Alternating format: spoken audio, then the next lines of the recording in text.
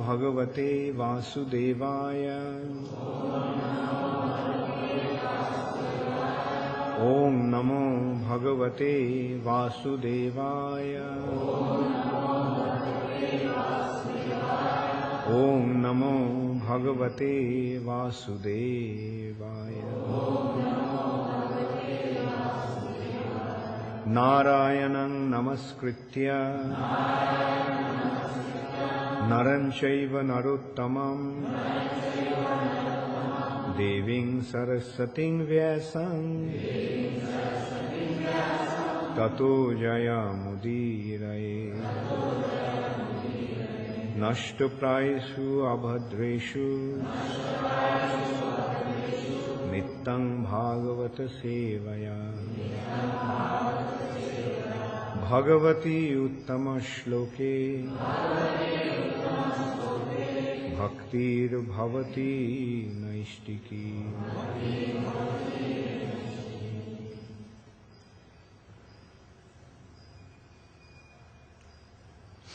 Srimad Bhagavatam, 2nd Canto, Chapter 7, Scheduled Incarnations, Text 14. Trai Pishto Poru Bhayaha Sa Nrishingha Rupam Kritva Brahmad Bhrukuti Dangshtra Karala Bhaktram Daitendram Ashu Gadaya Bhipatantam Arad Urau Nipatya Bidadara Nakhai Sfurantam.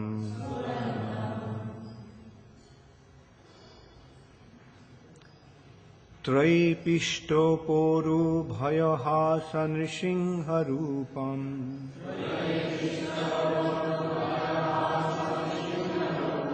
Kritva Brahmad Bhruputi Dangshra Karala Vaktram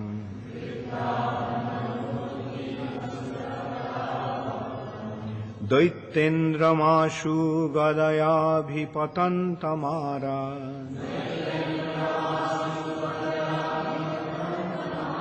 Uro Nipatya Bidadara Nakhai Sfurantam.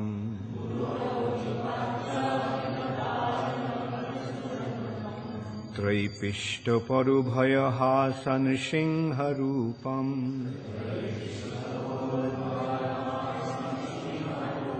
Kritva Brahmad Bhrukuti Dangshra Karala Vaktram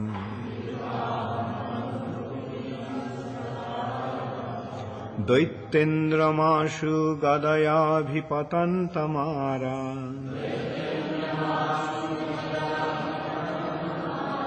Uro Nipatya Bidadara Nakhai Sfurantam.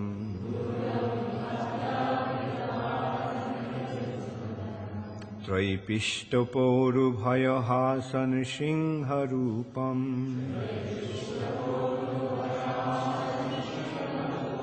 Kritva Brahmad Bhrukuti Dangshra Karala Bhaktram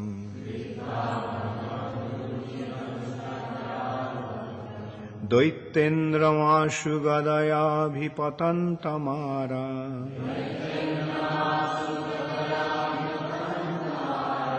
Uro Nipatya Bidadara Nakhai Sfurantam.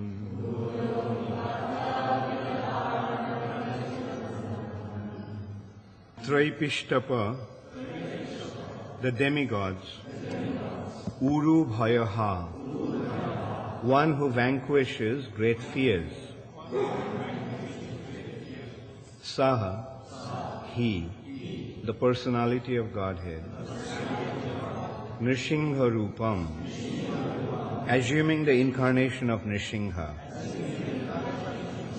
Kritva, doing so, Bhramat, by rolling, Bhrukuti, eyebrows, Dangshtra, teeth, Karala, greatly fearful, Bhaktram, mouth, Daitya Indram, the king of the demons, Ashu, immediately, Gadaya, with club in hand, Abhipatantam, while falling down, Arat, nearby, Uro, on the thighs, Nipatya, placing on, Bidadara, pierced, Nakhai, by the nails,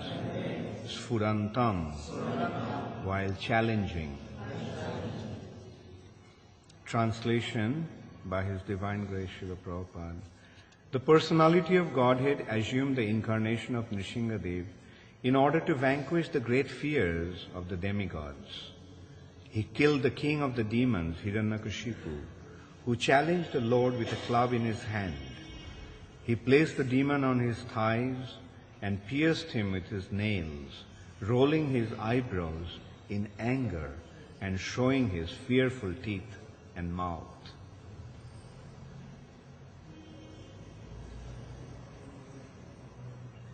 Please repeat after me. The personality of Godhead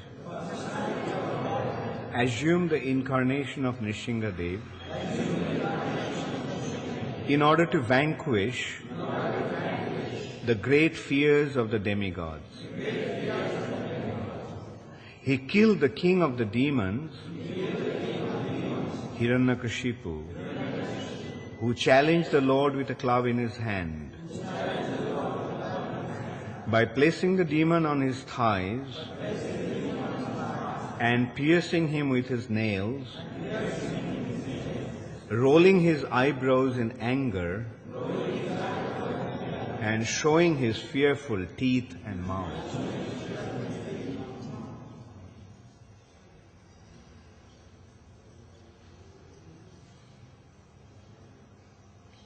Purport by Srila Prabhupada.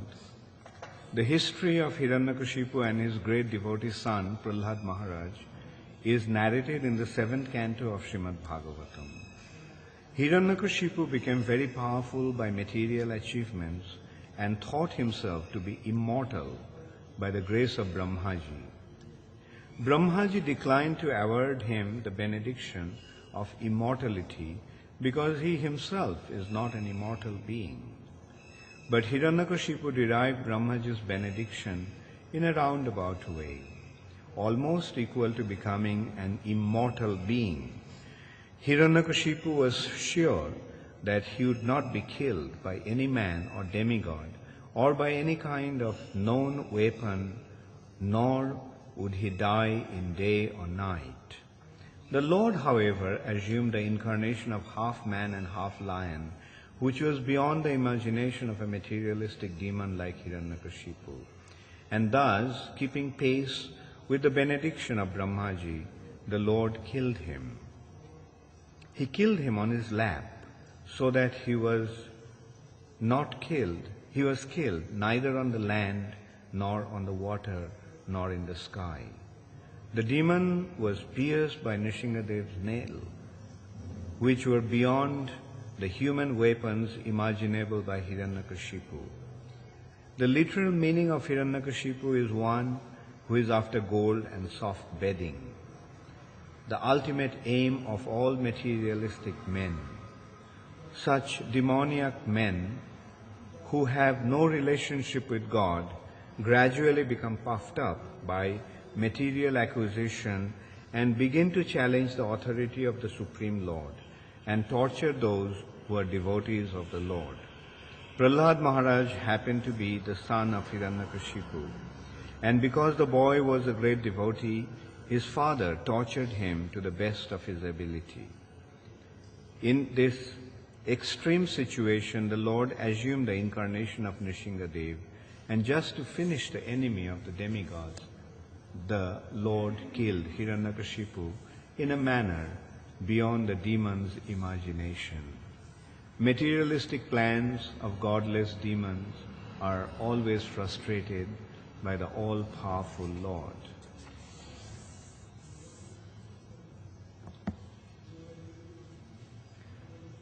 Om Ajnanatimirandhasya Jnananjana Shalakaya Chakshurunmilitang Jena Tasmai Shri Gurave Namaha. Shri Chaitanya Manobhishthang Sthapitang Jena Bhutale Swayam Rupa Kadamaiham Dadati Swapadantikam.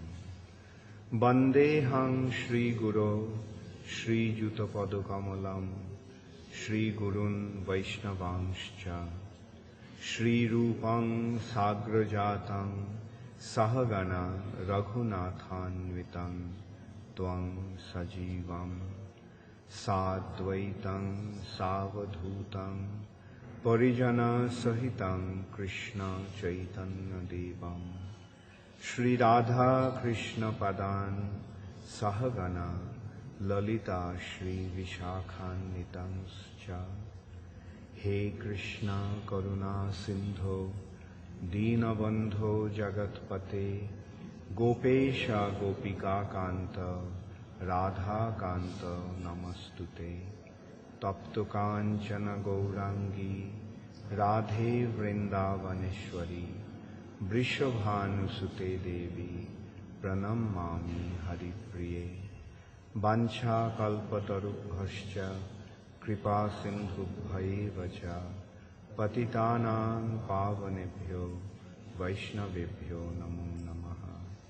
Shri Krishna Chaitanya Prabhu Nityananda Shri Advaita Gadadhar Shivashadi Gaura Bhakta Vrinda.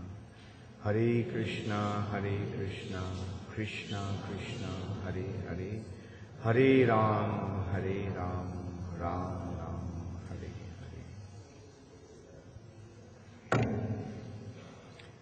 Traipishto Porubhayaha Sanrishinha Rupam Kritva Brahmad Bhrukuti Dangshra Karala Vaktram Daitendra Mashu Gadayabhipatanta Marad Duroi Nipatta Vidadara Nakhais Furantam. The personality of Godhead assumed the incarnation of Nrsingadev in order to vanquish the great fear of the demigods. He killed the king of the demons, Hiranyakashipu, who challenged the Lord with a club in his hand. By placing the demon on his thighs and piercing him with his nails, rolling his eyebrows in anger and showing his fearful teeth and mouth. So, this chapter is entitled as the scheduled incarnations, different incarnations of the Lord at different times.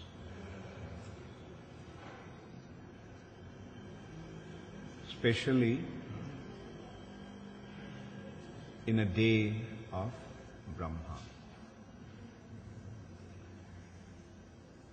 They are scheduled, they appear, various incarnations, in a systematic order, but their pastimes may differ a little bit. In this respect, it has been pointed out, just like our days are more or less the same, but still every day is different. Like if we consider how is our day, then we can say, well, we get up around 3:30 in the morning, take bath, attend Mangalarati, chant our rounds, and so forth. But although we are doing the same things every day, but is every day the same? No. Every day is different. So similarly, in Brahma's day, different things happen in a scheduled system, scheduled order. But each day of Brahma is different. That is the cause of variegatedness. So the personality of Godhead appeared as Lord Nrsingadev. His Nrsinga incarnation is being explained or being described.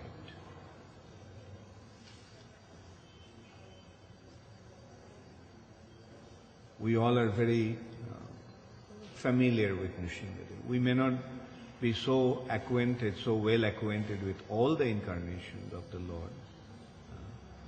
But Nrsingadev's incarnation, we are very well acquainted. Every day we chant Nrsingadev's prayer at least a few times. Tabo karo kamalo vare nakham adbhuta shringam dalita hiranyakashipu tanu bhringam keshava dhrita narahari rupa jai jagadisha. So this is the description of Nrsingadev by Jayadev Goswami. This is at the beginning of Gita Govindam. He offered his prayers to 10 incarnations.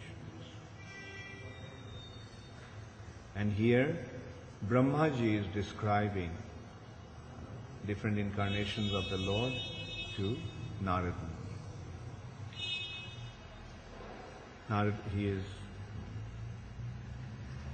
describing how wonderful the Lord is and how wonderful He appears at different times to perform different pastimes. In Bhagavad Gita also Krishna explained that point. Why does He come? Yada yada hi dharmasya glani bhavati bharata abhuttanam adharmasya tadatmanam shrijam. Whenever there is a dharmasya glani, glani means deterioration. When there is a when the dharma becomes, when there is a decline of dharma, the religious principles, and abhuttanam, abhuttan means uprise, adharmasya. When there is a decline of religious principles and increase of irreligiosity, then in order to re-establish dharma samsthapanarthaya, sambhavami yuge yuge, Krishna appears from time to time, yuge yuge, in different yugas, at different times. And how that is done? Paritranaya sadhunam vinashaya cha dushkritam. Paritranaya sadhunam. He protects the sadhus. Who are the sadhus? Sadhus means devotees. Devotees are the sadhus. Those who accept the Supreme Personality of Godhead and His authority is a sadhu. And those who do not, they are asadhus or demons. Krishna also mentioned that when the demons cause distress to the demigods, Indradi Vyakulam Loke Mrirayanti Yuge Yuge. Indra Ari. Or Indra is the king of the demigods. And Ari means an enemy. When the enemies of the king of the demigods, enemies of Indra, who are the enemies of Indra? The demons are the enemies of Indra.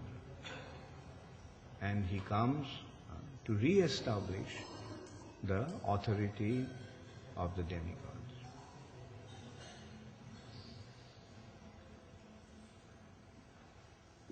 As I mentioned yesterday, like sometimes the demons become more powerful than the demigods. Jai Shri Shri Krishna Balaram ki Jai. Jai Shri Shri Radha Madan Mohan ki Jai. Jai Shri Shri Gaur Nitai ki.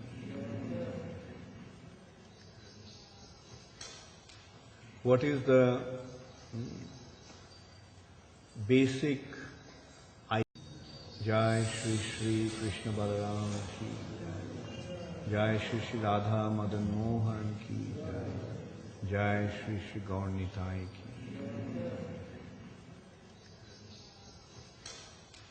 What is the basic identity of a demigod and a demon? The demigod's identity is that a demigod is submissive to the Supreme Personality of Godhead, Narayan. Those who are submissive to the Supreme Personality of Godhead, they are devas or suras. And those who do not accept the authority of the Supreme Personality of Godhead, they are asuras. And there is always a conflict between the suras and asuras. And this conflict sometimes becomes very, very intense, especially when the asuras become more powerful. When the suras or demigods are in control, then the affairs of the material nature go on very well, very systematically. Why? Because that is the normal condition, that is the natural arrangement of the Supreme Lord. The natural arrangement is that like anybody, when he is organizing a structure and making arrangements, what he would do? Like for example, in this temple, what is the arrangement we made? There is an authority structure. There are two co-presidents, then there are departments and the departmental heads, and we also have a temple commander, and that is the system. And what they do, they see that the affairs of the temple go on nicely. And they are the devotees in that system, in the temple, the devotees are happily situated. Now, if somebody comes from outside and does not want to accept the authority of the temple, the authority structure of the temple, and he kicks out the temple presidents and takes over the power, then what will happen?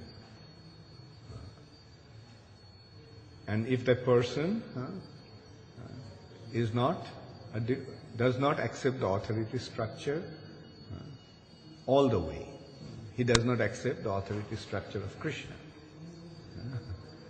what will happen to the temple? He will say that this temple is not for Krishna devotees, this temple is for the non-devotees. Then what will happen? The deity worship will stop. Now, first of all, if he takes over the power, drives the devotees out, then what will happen? They will use this facility not for the deities' pleasure, not for the propagation of Krishna consciousness, they will use it. At that time what will happen? The deity worship will stop. Nobody will offer bhoga to the deities. They will cook for themselves. They'll use the kitchen. They'll use all the facilities for their enjoyment. And as a result of that, there will be complete chaos. So in the universal affair, like we can consider, what is the universe like? The universe is like a temple. The Krishna, in normal condition, in this universe, Krishna is worshipped as the Supreme Personality of God.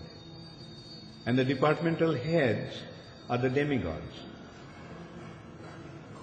And they are the appointed agents of the Supreme Personality of Godhead. And there are different departments, and their business is to take care of those departments. And all the affairs of this universe is actually meant for the glorification of Krishna, Narayana. But then the demons come, some from time to time. They say, why the demigods are enjoying the facilities? We will take over. That was the argument of Bali Maharaj. They said that we are cousins. Our line also comes from the same, our line and the demigods' lines, the Adityas, they all are coming from the same Daityas and Adityas. Diti's sons and Aditi's sons. Aditi's sons are Adityas or the demigods, and Diti's sons are Daityas. Now the Daityas were given the place in the lower region of the universe. The lower region means the region where light doesn't enter, the sunlight doesn't enter. And the demigods, Indra, headed by Indra, they were situated in the heavenly planets. And they considered that this is unfair, this is a partial thing. We are coming from the same line, we are cousins. Look, they are having such wonderful facilities, and us, we are given the lower dirty place of the to stay. They didn't consider, because their mentality is dirty, that's why they are given a dirty place. One gets his situation according to his mentality. Because they are not submissive to the Supreme Personality of Godhead, they don't have the proper facilities as those who are devotees of the Lord enjoy. So Bali challenged Indra that, okay, whoever is more powerful will have heavenly kingdom. And Bali defeated Indra. But of course, ultimately, Lord appeared as Vamandev. That description also will come here. And he took the kingdom away from Bali and reinstated his authority structure. His authority structure. So that is the important thing to remember. And in this way, by hearing different pastimes of the Lord and developing faith in those pastimes, we get to understand the benefit of becoming a devotee and the disadvantage of defying the authority of the Lord. Now the choice is ours. Choice is ours.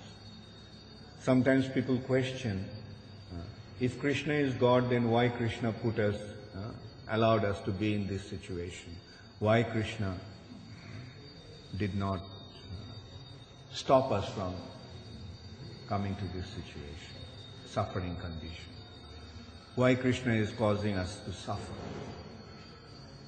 Here we have to understand that that's the difference between being an inert object and living being.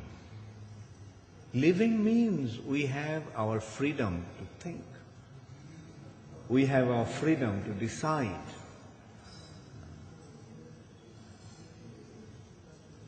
But if we are always guided and dictated and controlled, then we'll become like inert.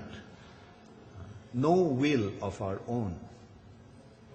We are always just controlled by somebody.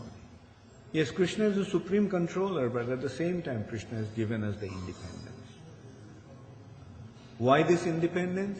This independence is simply to decide for ourselves whether we will accept Krishna or reject Krishna.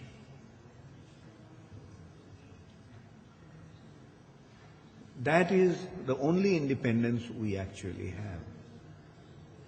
Yes, we have independence, but that independence is simply to make this decision, whether we are going to accept Krishna or whether we are going to defy Krishna. And if we accept Krishna, then we enjoy. And when we reject Krishna, then we suffer.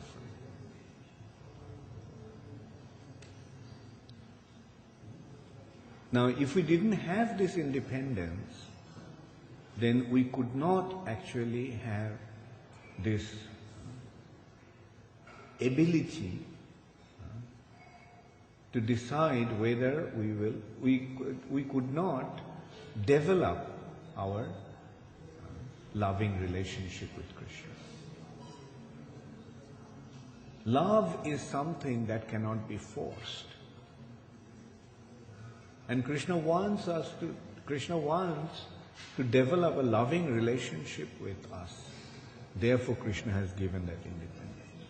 So ultimately, it is a consideration of whether we are going to love Krishna or not love Krishna. So if we don't love Krishna, then what happens? If we don't love Krishna, then we love ourselves. Love is there, and the only choice is whether we're going to offer that love to Krishna or whether we're going to keep the love for ourselves. And when we do not want to offer that love to Krishna, then that love is projected onto other objects. And the motivation becomes our sense gratification. So in this way, we can see that ultimately the consideration is whether we are going to lead our life centered around I, or whether we're going to lead our lives centered around Krishna. False ego causes us to lead our life with I in the center. But actually it should be Krishna in the center. And the moment we put I in the center, then we want to enjoy through our false identity. And what is the false identity? The false identity is stemming from the subtle body and the gross body. The subtle body consisting of mind, intelligence and false ego, and the gross body consisting of the 5 different elements. So, the ultimate consideration is actually that. Whether I should be the center or Krishna should be the center. Now, we have voluntarily accepted a life with Krishna in the center. That's why this institution is known as the International Society for Krishna Consciousness, where our consciousness should be. we should be conscious about who? Krishna or I? And you can see most of the time what is happening, we have developed a tendency to put ourselves or that I in the center. I am. It'll be interesting to note how often our activities are motivated by this I. The I means the false identity. It's not that we get rid of our I continues to exist, but the consideration is whether I am the enjoyer or whether I am the servant. Now, the difference is that the servant doesn't put himself in the center. The servant puts the master in the center. Whatever he does, because he's a servant, whatever he does is for the sake of the master. And his life revolves around his master's pleasure, master's will. Therefore, in a way, to be Krishna conscious means replace the I with Krishna. Remove the I and put Krishna. Try doing that. Don't use the word I, use Krishna instead.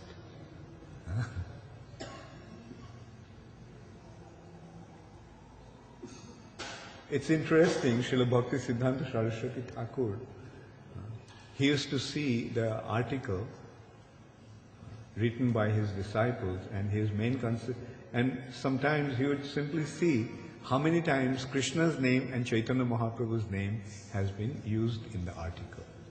The more it was Krishna's name, the better he considered the article to be. He appreciated the article according to the time Krishna's name has been used in that article.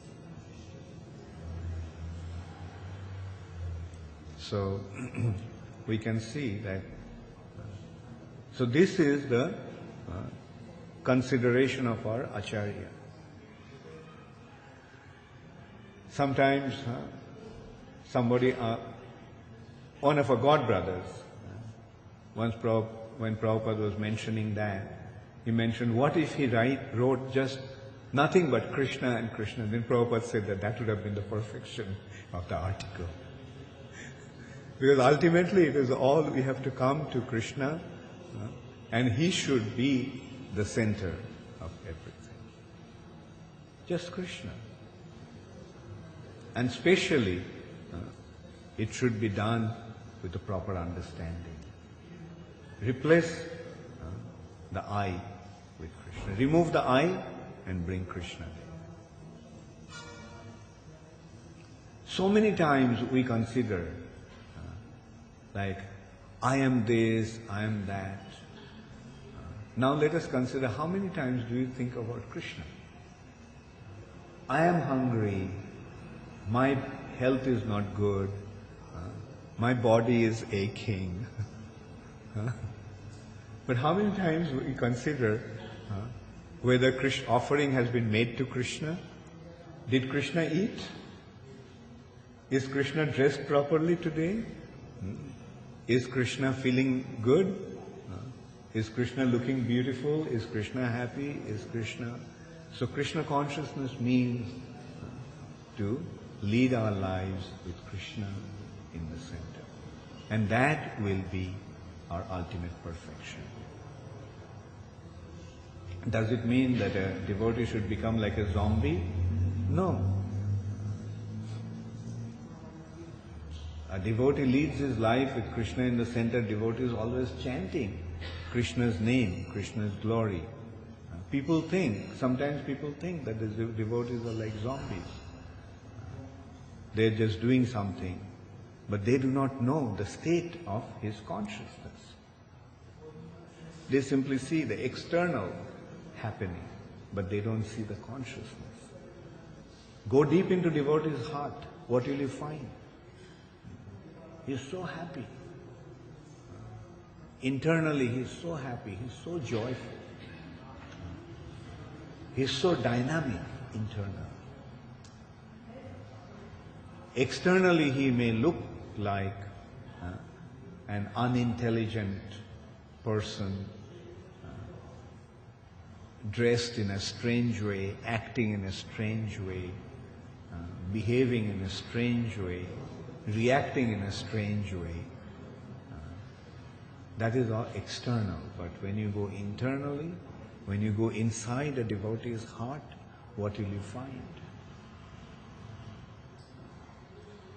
The more devoted to Krishna he is, more brilliant he is internally. That the materialistic people will not be able to understand. But those who come close to them, they will see.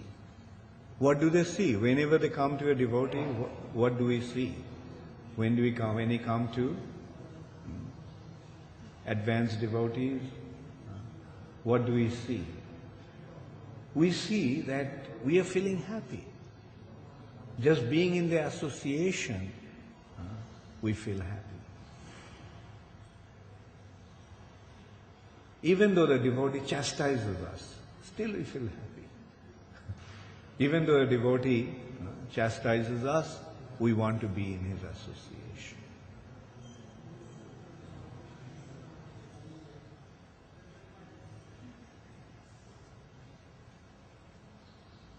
Especially, as I was discussing yesterday, when a spiritual master has to deal with his disciples, he has to be strict, he has to be he has to chastise, he has to correct, he has to rectify.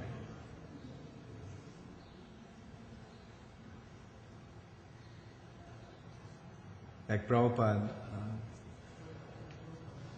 although Prabhupada had a very sweet and soft side, naturally Prabhupada was very sweet and soft, but Prabhupada had another side where he was very strict, especially those who were close to him. Prabhupada is to chastise them so often. Sometimes people cannot understand why the devotees are like that. They think that the sadhu means he is quiet, he doesn't talk, he smiles nicely, sweetly, and that's a sadhu. But Prabhupada, when people came close to Prabhupada, often they saw that Prabhupada was not that kind of sadhu. He is with a smile in his face, he is not speaking sweetly all the time. Rather, Prabhupada had a very fiery side. Prabhupada often displayed that very, very fiery personality. But why Prabhupada was like that? Because Prabhupada was not here just to please some people. Prabhupada was here to establish something. Therefore he had to be strong, he has to be firm. And whenever devotees made mistakes, Prabhupada was heavy. He would chastise, sweet and soft. But Prabhupada had another side where he was very strict, especially those who were close to him. Prabhupada is to chastise them so often. Sometimes people cannot understand why the devotees are like that. They think that the sadhu means he is quiet, he doesn't talk, he smiles nicely, sweetly, and that's a sadhu. But Prabhupada, when people came close to Prabhupada, often they saw that Prabhupada was not that kind of sadhu. He is with a smile in his face, he is not speaking sweetly all the time. Rather, Prabhupada had a very fiery side. Prabhupada often displayed that very, very fiery personality. But Why Prabhupada was like that? Because Prabhupada was not here just to please some people. Prabhupada was here to establish something. Therefore he had to be strong, he has to be firm. And whenever devotees made mistakes, Prabhupada was heavy. He would chastise them.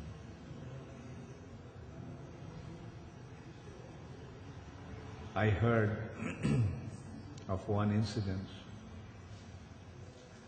that some devotees in Los Angeles, the leaders of Los Angeles temple, made a big blunder about something, management blunder. Prabhupada called them, two of them. They're big leaders at that time, these two disciples of Prabhupada. And Prabhupada to chastise them so heavy that finally when Prabhupada told them to leave, they didn't have the strength to get up and leave. They became unable to move. They were unable to move. Then Prabhupada shouted at them, asking them to leave. And they couldn't stand up. They kind of crawled out of the room. They couldn't stand up and walk out of the room. They, with hands and feet, they crawled out of the room. So that is how heavy Prabhupada used to be. But at the same time, Prabhupada was very, very soft. About that also there is another very beautiful incident. That Prabhupada was in Amsterdam, and Amsterdam had a small temple, and Amsterdam those days was the most spaced out place actually. Amsterdam was a place where marijuana was legal. So all the hippies used to go to Amsterdam, and the whole place was very degraded. Anyway, but still we had a temple there. And so Prabhupada went, and one of the things that Prabhupada did during that time was to give initiation.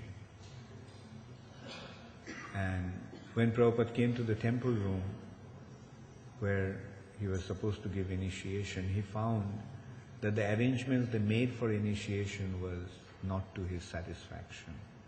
So Prabhupada just started to chastise the devotees, why this hasn't been done, why that hasn't been done. And Prabhupada was in a very annoyed mood. And then Prabhupada noticed that there was no fruits in that Jagga altar, Jagga Vedi. So Prabhupada shouted, "Where are the fruits? Why there is no fruits?" So one devotee immediately ran down to the kitchen, and he came back after a little while with a bowl full of cut fruit. So Prabhupada became even more angry. So one kind of a hippie kind of a boy used to come to the temple. He was not a devotee. He used to come to the temple. And for a long time he was coming, so he knew the devotees and the way they do things. And he noticed that whenever somebody would become agitated, a devotee would ask him, "Why don't you chant Hare Krishna?" So that is the way to cool down. Why don't you chant Hare Krishna? So this hippie asked Prabhupada, "Why don't you chant Hare Krishna?"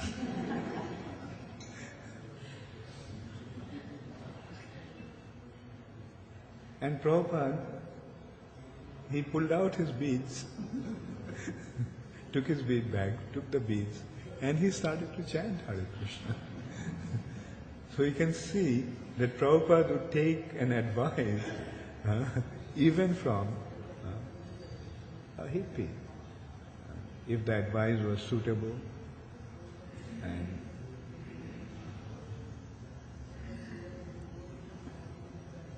once Prabhupada chastised me very heavily.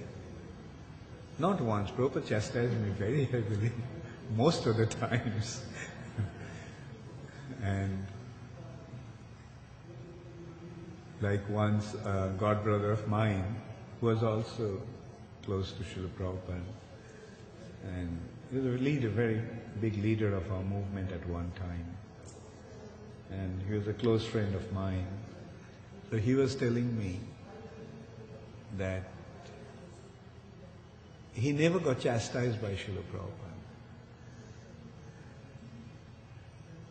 And I told him that I got chastised by Srila Prabhupada most of the times. And then he stopped for a moment, made him think for a moment. And he told me, you know why Prabhupada didn't chastise me? Because Prabhupada knew that my false ego was so inflated that I won't be able to take his chastisement.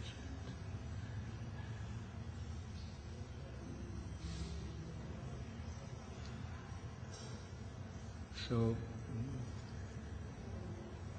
and he told me that I was so fortunate. Today at that time, he could realize that it was actually unfortunate of him that he was not chastised by Srila Prabhupada. So he was telling me that you are so fortunate that you have been chastised by Srila Prabhupada. And because spiritual master's only concern is how to make his disciple into a good devotee. And to be a good devotee means to be rid of false ego. We have to get rid of our false ego in order to become properly situated in our spiritual identity. And spiritual master takes it upon himself to destroy our false ego.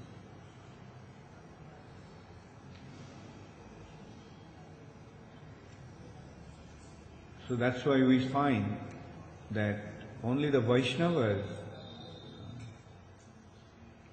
are sadhus of that caliber, that category, especially the Gaudiya Vaishnavas. They have this heavy side because they consider that their business is like that of a doctor, to cure the patients.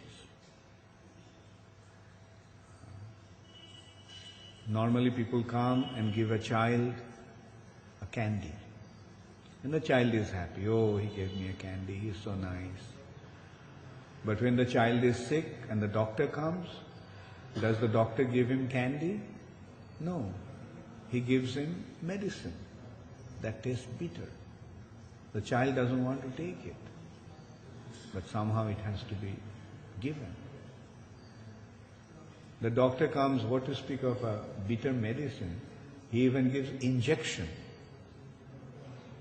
I remember when I was young, to me, two most frightening personalities were the policeman and the doctor, our family doctor. Although I used to call him my uncle, address him as uncle, because he was a family doctor. Whenever somebody became sick, he came and he was like a family member. But he was not like other uncles, because he would. So the devotees are like that, especially preachers. They are like doctors. They have to go and cure the people's suffering condition, the diseased condition.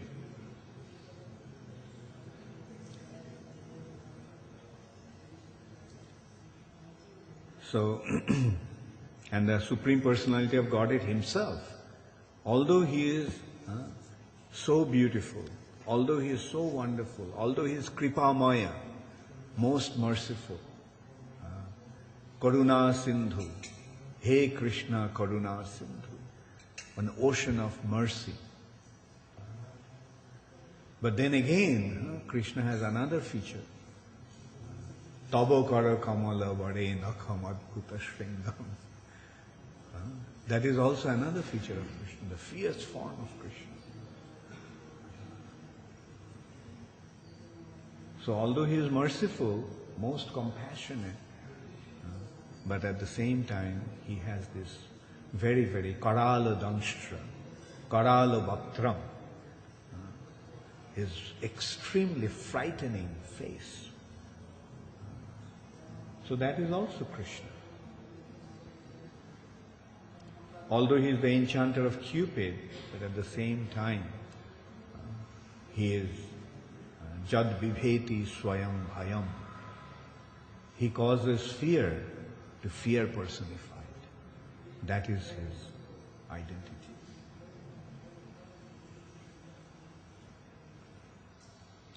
And that's why it's so important that we understand the purpose of the incarnations. And when you go into the purpose, why the Lord incarnates, then it becomes clear. Paritranaya sadhunam vinashaya dushkritam. Yes, He is wonderful to the sadhus, those who are submissive to Krishna. He is wonderful. Those who are not, Krishna is very, very fierce.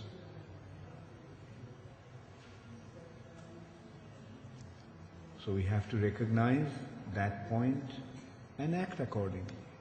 And what is the intelligent thing to do? To surrender. He is omniscient, omnipotent. He knows everything.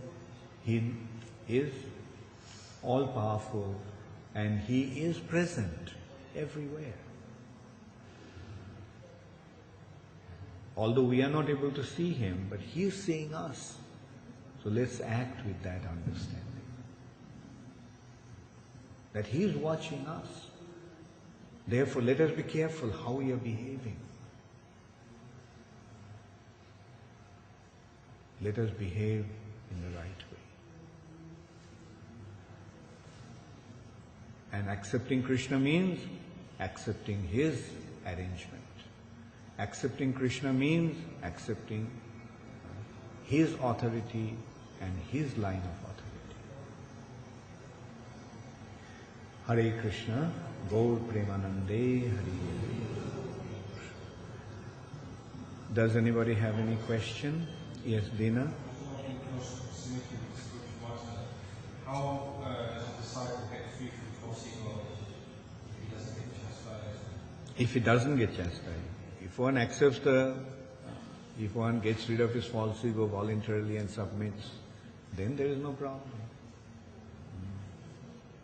But when the false ego prevails and the spiritual master sees, then what should the spiritual master do? Should the spiritual master flatter the disciple? No, he should correct.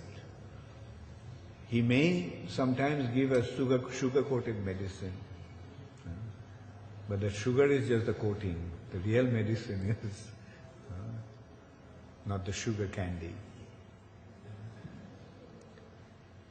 So that is the important consideration.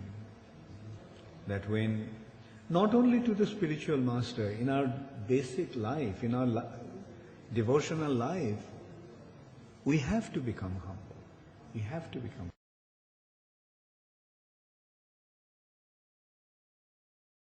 submissive. Initially it is difficult to become submissive and humble.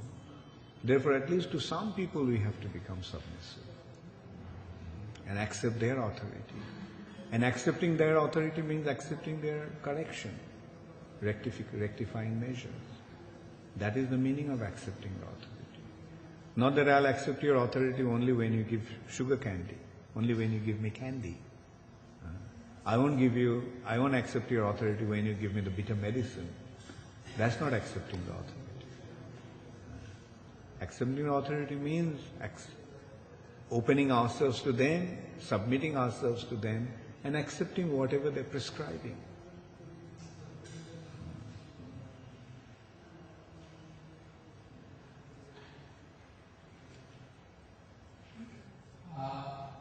Evaluated an article based on the number of times word Krishna has been used. We see today in the present scenario quite a few preachers they preach Krishna consciousness to an audience which is not really acquainted with Krishna consciousness. It is a practice not to directly go to Krishna in the beginning at least. It is need to go some indirect topic and at a particular stage when they are ready to access then become of Krishna. So such a thing where we may not apparently find the name of Krishna, should that also be evaluated in the same way, or is that also as well as any direct public? Well, the first consideration is that a preacher must know how to present the topic. Preacher is expert, and a good preacher has to be an expert. And so according to the audience, he will make the presentation and make the point. But at the same time, we should not be afraid to present Krishna consciousness. We should not be ashamed of our identity as a devotee.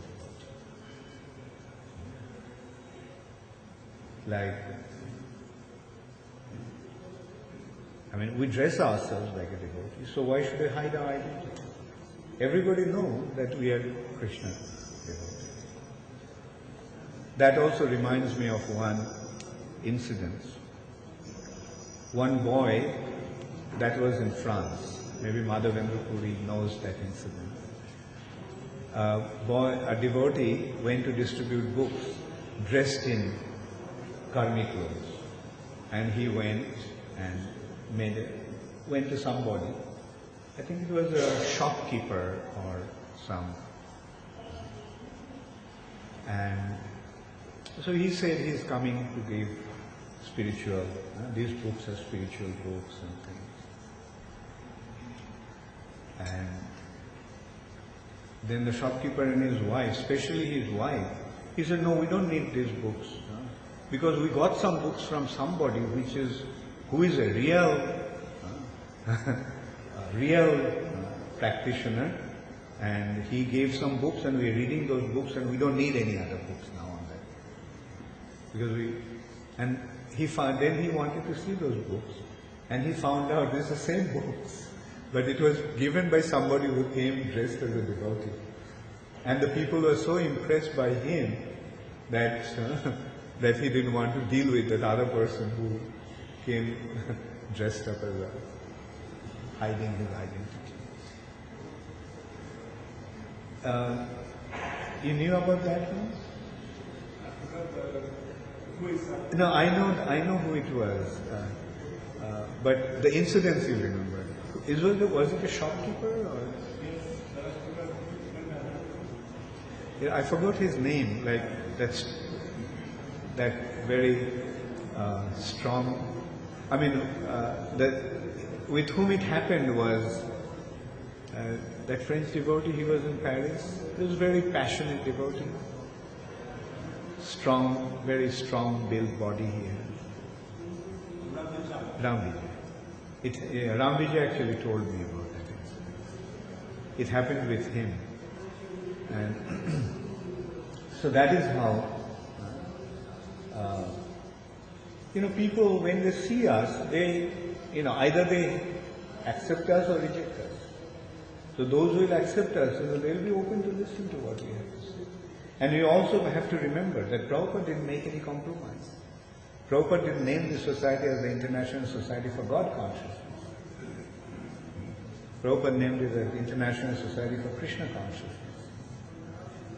And when Prabhupada was told about that, Prabhupada said, no, I have come here to remind everyone that God is Krishna. Krishna is God. You do not know who God is. I know. So, and Prabhupada also preached to all kinds of people. Prabhupada didn't make any compromise. Prabhupada preached to the Christian missionaries, Prabhupada preached to the scientists, Prabhupada preached to the politicians, but Prabhupada just stuck to one point. Krishna is God. And you must surrender that to Him. If you don't, you won't be able to solve the problems of your lives. Rather, your problems will keep on increasing.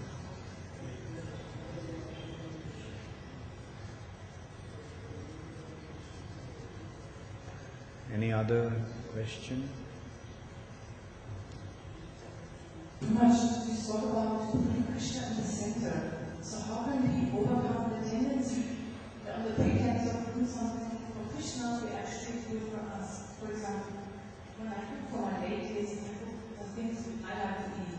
I offer incense, oil. Yeah, okay.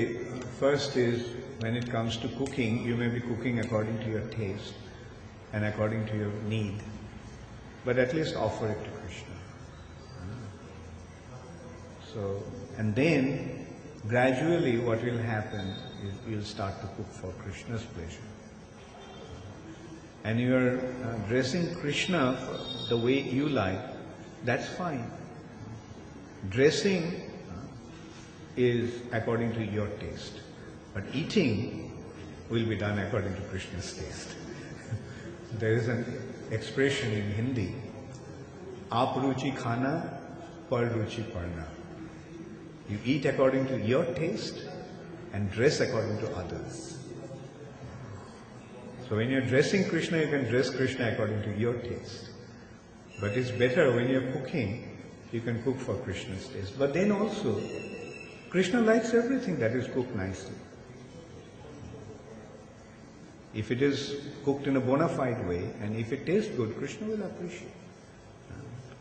You may cook according to your taste, but then again the question is, what is Krishna's taste? If you want to cook according to Krishna's taste, then what is Krishna's taste? Right? So, since you do not know what Krishna's taste is, at least you cook according to your taste, and make sure that it tastes good. And don't give medicines to Krishna.